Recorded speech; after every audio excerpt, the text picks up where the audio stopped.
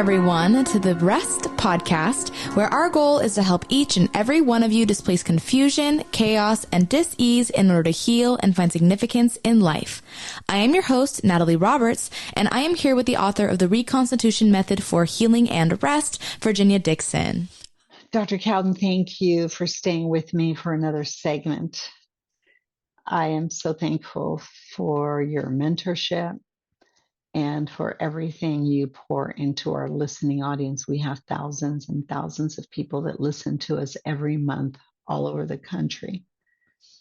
And the contribution that you make to R.E.S.T is invaluable. So thank you so much. Yeah, it's my pleasure. I always talk about our constituents, our spirit, our soul, and our body, that fundamentally these three parts must be in alignment for there to be health and wellness. And the narrative and the drama of our life is always the rhythm of these three things working together, right? And that's what gives us a lot to talk about is what that looks like in a lifetime. It's one way to look at a life.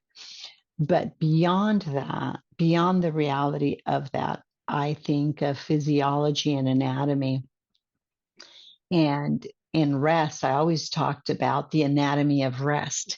And you are the one that pointed out to me, Virginia, we got to talk about the physiology of R.E.S.T, not just the anatomy of a person's body, because it's how it all kind of comes together.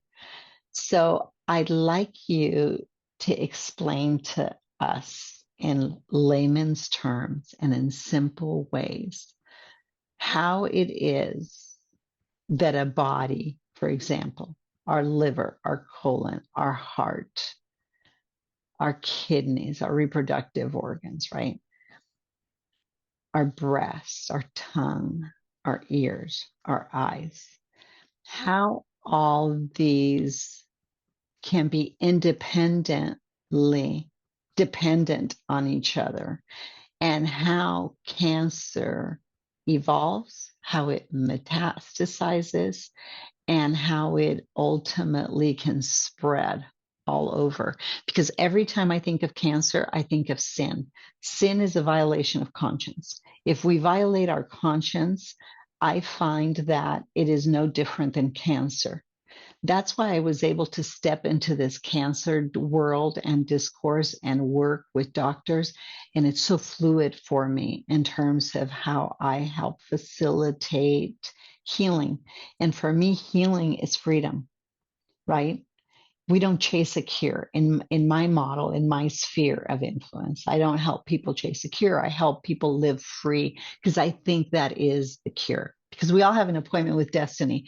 So life doesn't end. And I'm so clear on that. And I understand that so vividly that I'm able to in many ways prove it to people and help them become comfortable with the journey. And then it becomes an adventure and not a treacherous path to healing. So if you could explain how that works. Yeah, first of all, statistically speaking, we're all going to die at some point. You know, as far as we know, there's only been two people that made it out of here without dying. That was Enoch and Elisha. But everybody else died. And defining death becomes really important, because we really transition out of time. And right. I just want to specify that that's... Yeah, we're talking about physical death. The soul lives on. But physical death, we're all going to experience at some point. If we fear death, then oftentimes we accelerate that process. You know, for example, if you fear dying from breast cancer or colon cancer, you're more likely to develop a tumor in your lung, according to Dr. Hammer, because the fear of death of self, a loved one, or a relationship increases the probability of having a tumor develop in your lung. And then, by the way, that's how life began, when it says that God breathed life into man. And it's interesting, because when fear does arrive, which, by the way, is the first emotion, first feeling expressed in Genesis was fear. During at the fall. And I'm hiding because I'm afraid. And it's really interesting that it is that very emotion of fear that very feeling, of fear that was expressed in the garden is a direct consequence of the very thing that sustains your life, which is breath. Yeah, That exactly. just occurred to me. Yeah.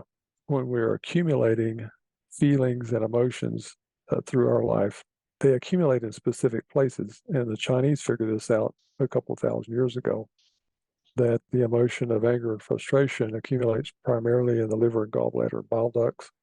And the emotion of fear accumulates primarily in the kidneys, urinary bladder. The emotion of sadness accumulates in the colon and in the pancreas, and so on.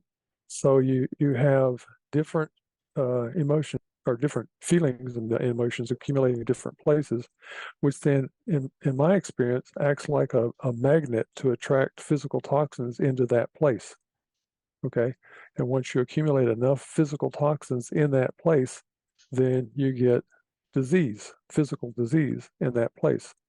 We now know that the physical toxins that accumulate in the mitochondria of our cells, the mitochondria of the cells are the little energy packaging organelles that produce the ATP energy that we need to do all the functions of our body. If the toxins accumulate in the mitochondria become so sick that they can't send the proper signal to the nucleus of that cell to tell it to stop replicating.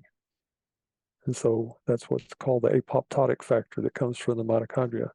And so when the cell loses its signal to stop replicating, it continues to divide and multiply. And then you got more and more cells there that shouldn't be there, and that eventually becomes a tumor. Okay, so that's what cancer is an uncontrolled replication of the cells because they've lost their signal, they've lost their direction, their way. People don't die usually from the primary cancers. The exception of that would be probably primary brain cancer. Sometimes they die from that, but most cancers, the people die from the metastases, the spreading of the cancer to other places in their body, to vital organs. And so the metastasis can occur because of cancer cells getting into the lymphatic system and traveling elsewhere in the body, or getting into the venous system and traveling elsewhere in the body. And if the immune system is compromised and not able to find and get rid of those cells that are spreading through the lymphatic system and the venous system, then that person is more likely to develop a metastasis, which then can take them out physically. In their physical life. People have a lot of fear about cancer because the experience that most people have had about cancer is being treated by an allopathic doctor with allopathic surgery, radiation, and chemotherapy. And the outcome for those is not that great.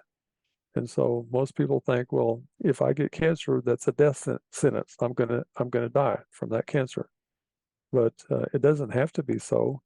I have many patients in the practice who were told 20 and 25 and 30 years ago that they only had a few weeks or months to live that are still alive today.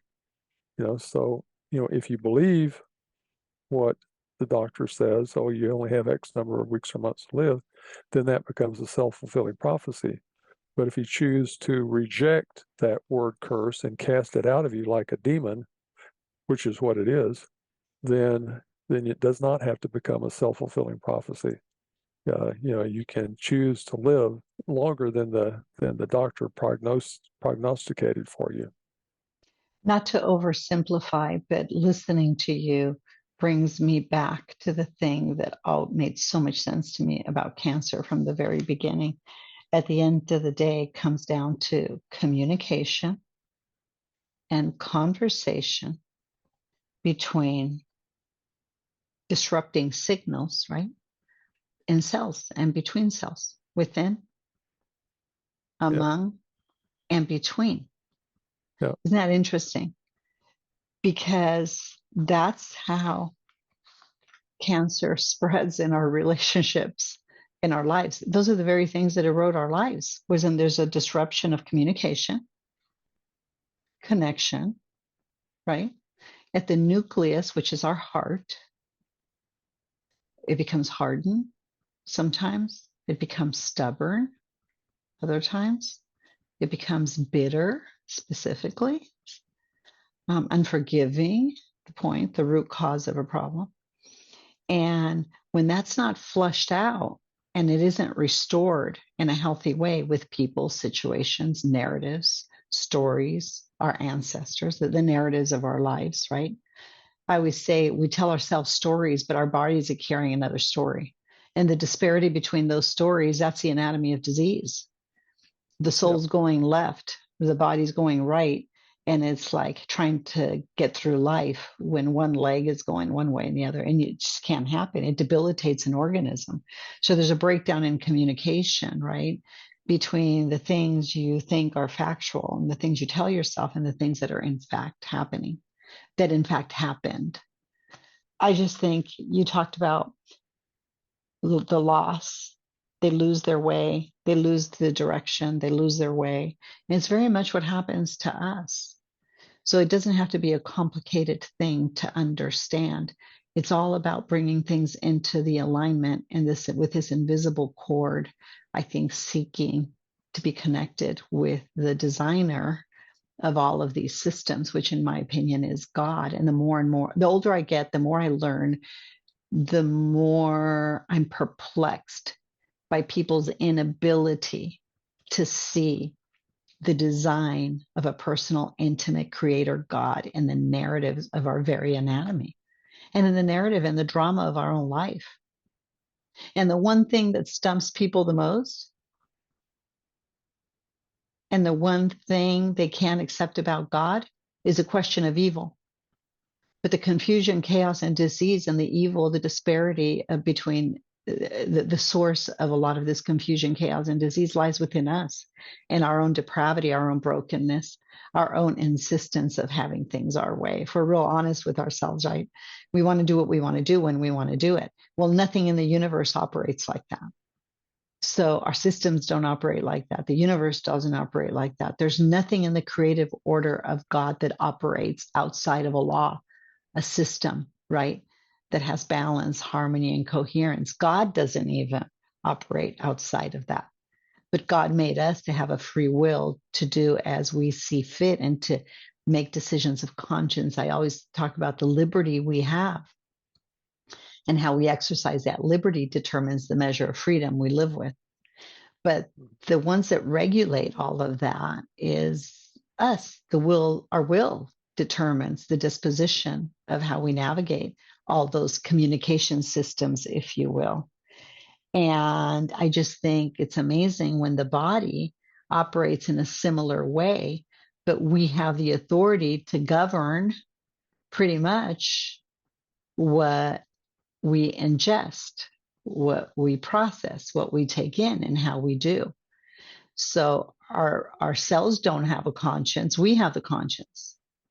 Our cells don't have the will. We have the will.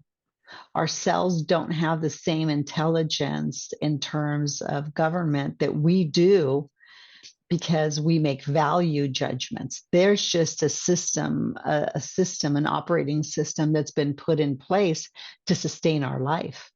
But what regulates the quality of that life at the end of the day is us.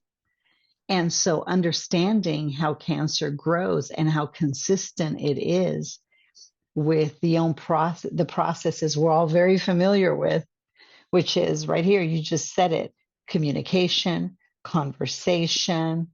What do we do when we lose connection? What do we do when we lose direction, when we lose our way? Do we bring it into alignment, or do we rationalize and justify and just go metastasize and continue to feed our depravity and our brokenness and rationalize it and justify it? I think that's what a metastasis looks like in the narrative of our own personal lives. And we see it by the wreckage all around us. Or are we going to say, no, no, no, no, no, wait a minute. Why am I afraid of physical cancer? That's the least of my worries. What about the cancer that resides in my very soul? How do I navigate that? I don't know if I went way out there too much. We can eliminate that from the discussion. But when I hear you talk about cancer, that's where my head goes to what that looks like in the life of a person. Anyway. Yeah. Yeah, no, there's different types of cancers. There's spiritual cancers, there's mental emotional cancers, and then there's physical cancers. And if we don't address the first two, we're doomed to probably experience the third. Talk about that for a second. Talk about if we don't address the cancer in the first two. I touched on that as it applies to decisions and choices we make, I guess, and practical aspects of our life. But when you said if we don't address the first two, on the mental emotional, for example, if we don't try to understand the things that have happened, in our life, the breach of communication, connection, loss of direction, loss of ways. And usually to understand how things have been in our life, we need to understand how things were in our parents and our grandparents, our great-grandparents' lives, because they influence us, whether we like it or not. If you can come to understand, how all that works and make a choice to let go of whatever is not useful, because there's a lot of things that we continue to hold on to throughout our life that's not useful, not beneficial to our optimum health, physical, mental, emotional, and spiritual health. Then we oftentimes will suffer a cancer process because of that. The spiritual cancer is what you talked about a while ago, which is believing that we have the right to do whatever we want to do, and it doesn't matter what God's laws are. It doesn't matter what other people's situations are. We just do whatever we want to do, and that's a cancer. Cancer is uncontrolled growth. Well, that's an uncontrolled spiritual growth, in a bad way. So we end up developing physical disease at some point because we're just not paying attention to what God's laws are and what the laws of nature are. We're going against God and nature. I love how you described cancer as an uncontrolled growth. As we mature, as we step into deeper understandings of us, of each other, of reality, and there is a breach in communication. First, I'm big on this with R.E.S.T, but there's a breach of communication and connection and a loss of direction that we have within ourselves. In other words, we don't hold ourselves to account for our own depravity, for our own brokenness. And you'll know if that's a problem because you're highly judgmental of everything and everybody else. If you're highly judgmental of everything and everybody else, it means because you're neglecting. It means that you are neglecting the brokenness, the disparity, the conflicts within yourself. James 4. People with weak consciences are always drawing assessments and judgments of things outside of themselves. That's a weak conscience. That's an unreconciled conscience. It's not necessarily a person of deep conviction that always has something to say. That's different.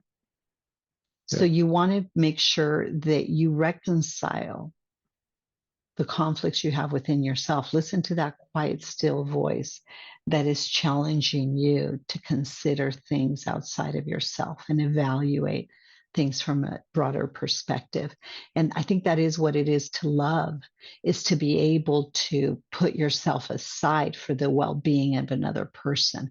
And I think that's the establishment of healthy communication, when you face these things within yourself. Healthy connection within yourself. And then you do something about it. You take that conversation from the internal to the external, and you begin to have these conversations with your children. And it sheds light in really dark places. Mm-hmm. And both of your own soul and of your relationships. And if you can be fearless, I think, in the pursuit of that, cancer, emotional, spiritual, and physical cancer, has a much harder time of overcoming you. Jesus said an analogy. He said, before you try to remove the speck from your neighbor's eye, remove the log from your own eye. And most people, as you pointed out, are very judgmental and not paying attention at all to their own stuff, which they should, but they're focusing on everybody else's stuff. And there's a lot of spiritual, right, interception that's always seducing us to do that too, yeah, sure. right? One of the Pharisees asked Jesus, what's the greatest commandment? And Jesus said, love your God with all your heart, all your soul, all your mind, all your strength. And then love your neighbor as yourself as the second and most important commandment. And upon these two, all the others are hinged. Or they hang on those two commandments. And, in order to love your neighbor the right way, you need to make sure that you have learned how to love and honor and respect yourself. So many people don't. They trash themselves. They don't put good food into their body. They don't rest when they're supposed to rest. They don't do a lot of things that that we know that they should do. And so they're violating their consciences, and they're violating their bodies. And eventually you pay the price for that. So we need to learn how to love God. Loving God is being obedient to His word and to His will. And so not just His written word, but also His spoken word.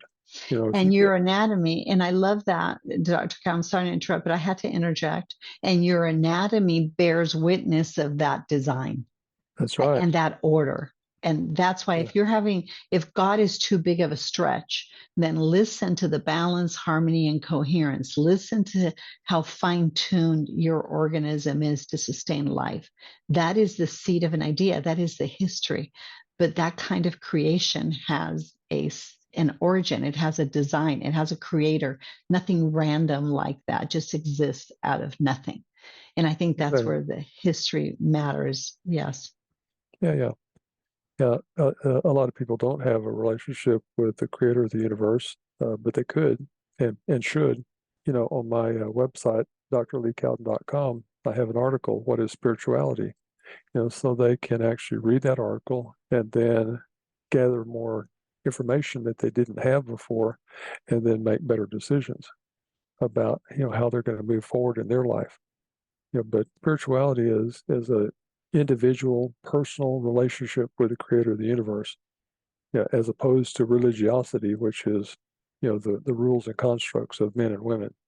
Religion is useful sometimes, but it's also been the cause of most of the major wars of the world. But spirituality, on the other hand, has not been the cause of the wars of the world. It's a personal relationship with the creator of the universe. Once you can have that personal relationship with the creator of the universe, then your life can be a whole lot simpler, because you don't say, okay, what am I going to do today? You say, okay, God, what do you want me to do today? Big difference. When that change in perspective happens, how you experience that day will be so different. It's almost like opening many windows of your soul and of your awareness. And it's just transformational, just that mindset. Okay, I'm going to seek God with all my heart and all my soul, because I can see something's really wrong with me, with humanity and the world. Something is out of order. Yet, everything that sustains life is fine-tuned to sustain life. How did that happen? How is it it's so difficult for me to just maintain order in my home, in my room, with my paperwork, in my head? How is this such a battle? But every single thing that is sustaining life is fine-tuned to advance the life that I'm having such a hard time organizing. That's even a question to ponder for the rest of your life. And what is that mystery, right? There's a lot of ways to wonder about God, but what is that mystery? And it's amazing how a day can change. But certainly your view of disease and how the dis-ease that you have from the disparity between those two things, right? Because there's this amazing perfect order here, but I'm in a state of confusion, chaos, and dis-ease. And I'm wondering, gosh, is there something I can do to establish that balance? And there is. You got to come in alignment with the order of things. Yeah. Dr. Cowden, thank you. I think the explanation you gave about cancer is growth. There's lawlessness in the organ.